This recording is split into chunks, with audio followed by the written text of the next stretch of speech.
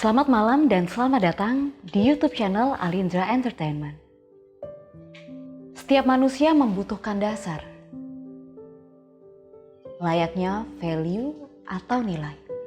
Nilai bagaikan sebuah benih yang tertanam kuat di hati manusia. Semakin lama semakin bertumbuh, menjadikan sebuah karakter yang kuat. Lantas, nilai apa yang seharusnya ditanamkan di setiap manusia tersebut? Bersama saya Grace Yena, kita akan mengungkap kisah-kisah di merekam memori sebuah kisah. Syafira, seorang gadis beranjak dewasa yang sedari kecil ditanamkan nilai-nilai yang begitu kuat dalam dirinya. Nilai agama, sebuah nilai yang mungkin di Nusantara adalah sesuatu yang sangat umum. Salah satunya adalah nilai agama. Di Nusantara, nilai agama yang tertanam di keluarga adalah nilai yang begitu umum ditanamkan sedari muda. Tapi, apakah anak-anak itu sendiri bisa menilai dan memilah mana yang baik dan mana yang benar?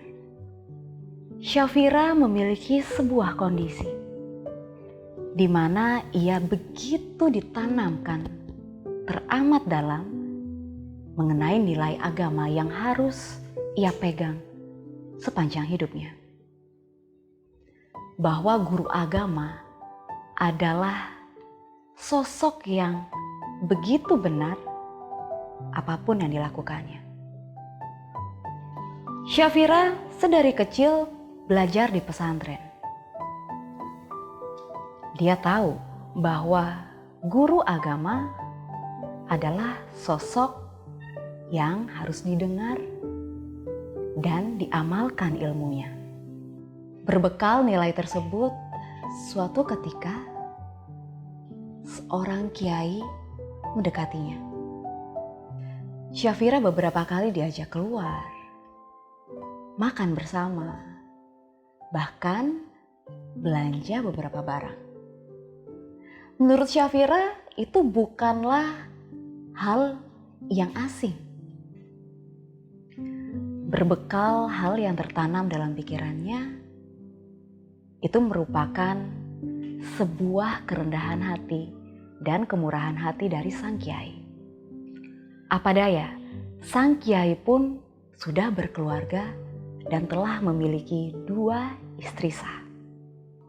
Pada suatu ketika, sang kiai mengajak Syafira untuk berhubungan badan dengan dalih ada hukum Islam yang mengatakan bahwa pihak laki-laki dan wanita bisa menikah tanpa adanya orang tua ataupun wali.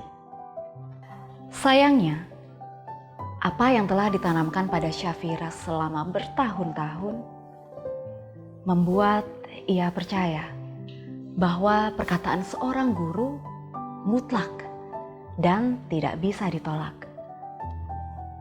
Menjadi sebuah dalil dalam hidupnya bahwa menolak perkataan guru juga menolak berkah.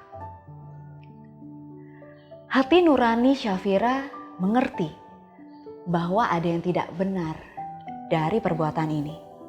Tapi apa daya, yang ia percaya ini adalah hal yang harus dilakukan.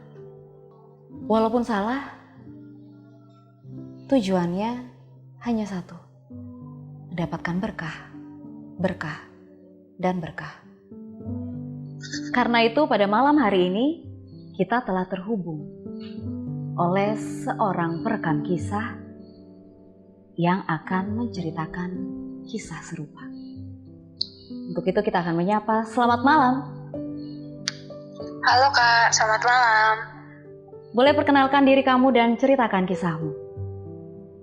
Ya, perkenalkan ya, nama aku anggap aja dah, sebut aja Sakinah ya. Ya, mungkin aku punya cerita yang ya agak mirip lah intinya sama cerita kakak tadi. Oke. Oke, langsung aja aku ceritain. Ya, jadi aku punya kakak. Dan kakak aku ini punya hubungan sama anak kiai. Kakak aku ini cewek ya. Oke. Mungkin bagi beberapa orang, menikah sama anak kiai itu merupakan hal yang besar, sebuah anugerah mungkin bisa dibilang ya. Kayak diangkat menjadi putri gitu. Yeah. Karena suatu hari nanti dia bisa jadi ratu di pesantren. Nah, tapi suatu hari kakakku nih putus sama anak kiai itu. Dia dengar kabar kalau si anak kiai, ya sebut aja namanya Yusril ya. Yeah. Dia ini menikah dengan seseorang. Padahal everything is fine. Beberapa hari sebelumnya itu mereka masih sempat ketemu. Tapi tiba-tiba Yusril ini nikah sama cewek lain. Jelas kakak aku shock. Kakakku hancur. Dia nangis tiap malam.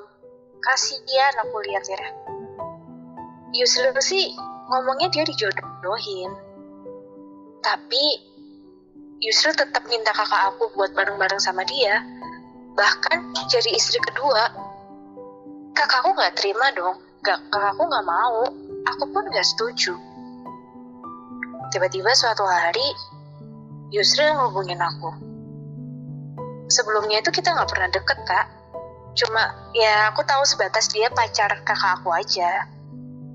Ya awalnya aku setuju untuk ketemu sama Yusril. Untuk tahu sebenarnya alasan dia buat ninggalin kakak aku itu apa sih. Oke, hari pertama dia menceritakan apa yang terjadi. Tentunya cerita versi dia yang ya aku juga gak tahu itu beneran kayak gitu atau enggak. Tapi misiku tuh cuma satu. Aku harus yakinin dia bahwa dia dan kakak aku itu udah gak jodoh. Dia punya jalannya masing-masing. Yusril udah punya istri. Aku cuma takut suatu hari nanti kalau kakakku deket sama orang lain, Yusril malah akan ganggu dan ngegagalin semuanya. Aku gak mau itu terjadi. Setelah itu kami sering bertemu. Aku selalu mendengarkan ceritanya dan terus meyakinkan untuk melepasin kakak aku.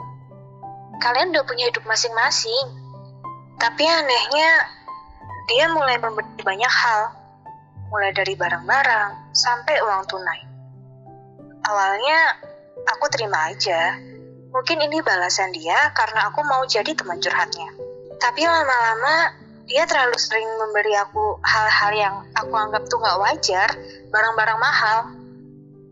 Sampai suatu hari, tiba-tiba dia mengajakku untuk menikah. Jelas aku kaget. Selama ini semua kebaikannya aku hanya anggap sebagai kakak aku sendiri aja, gak lebih. Aku gak punya perasaan apa-apa sama Yusril. Aku masih inget banget apa yang dia katakan. Kamu tahu kan aku anak kiai? Itu terus yang dia bilang. Dan dia selalu bilang keturunan kiai itu adalah keturunan Nabi Muhammad. Dan semua keturunan Nabi Muhammad akan dilimpahi dengan berkah yang banyak dan pasti akan masuk surga. Aku gak mau percaya mentah-mentah perkataan Yusril. Apalagi setelah aku tahu dia meninggalkan kakakku gitu aja. Dia hanya berdalih, aku anak kiai, kamu bakal dapat berkah kalau kamu mau sama aku. Kamu jangan bodoh kayak kakak kamu. Tapi aku selalu nolak. Aku punya prinsip. Aku cuma mau kasih saran aja ke kalian semua yang dengerin cerita aku. Titel atau anak siapa atau statusnya apa, itu gak akan jadi jaminan kalian buat bahagia nantinya. Gak akan jadi jaminan kalian bakal masuk surga. Jangan cuma karena kebawa kedok, aku anak kiai lah, aku keturunan Nabi lah, kalian bakal dapat berkah lah, segala macem. Apalagi sampai kalian mau untuk dinikahi, apalagi dijadiin yang kedua, yang ketiga, yang keempat.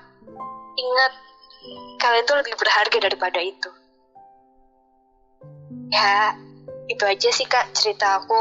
Aku cuma mau sharing ini aja. Mungkin bisa diambil hikmahnya, berkahnya buat kalian semua yang dengerin. Makasih Kak. Baik Syakina, Halo, iya? terima kasih sudah bercerita. Iya Kak. Dan tentu saja, kisah kamu merupakan sebuah penguatan bahwa kamu dan orang-orang di luar sana tidak sendiri. Iya Kak. Iya aku juga percaya itu kok.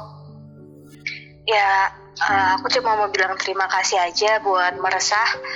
Karena di sini aku bisa cerita semua yang gak bisa aku ceritain ke orang lain. Terima kasih banget pokoknya. Oke, terima kasih Syafira dan selamat malam. Selamat malam. Ilmu agama. Ilmu agama itu seperti hujan. Sebagaimana hujan akan menghidupkan tanah yang mati. Demikian pula, ilmu-ilmu agama akan menghidupkan hati yang mati.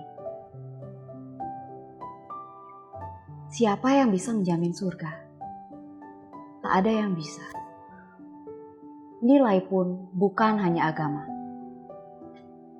Terbuka dan terbuka. Marilah menjadi manusia yang lebih peka. Inilah kisah pada malam hari ini.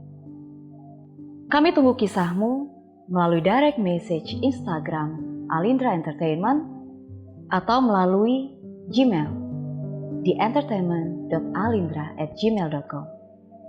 Saya Graciana, sampai jumpa di kisah berikutnya.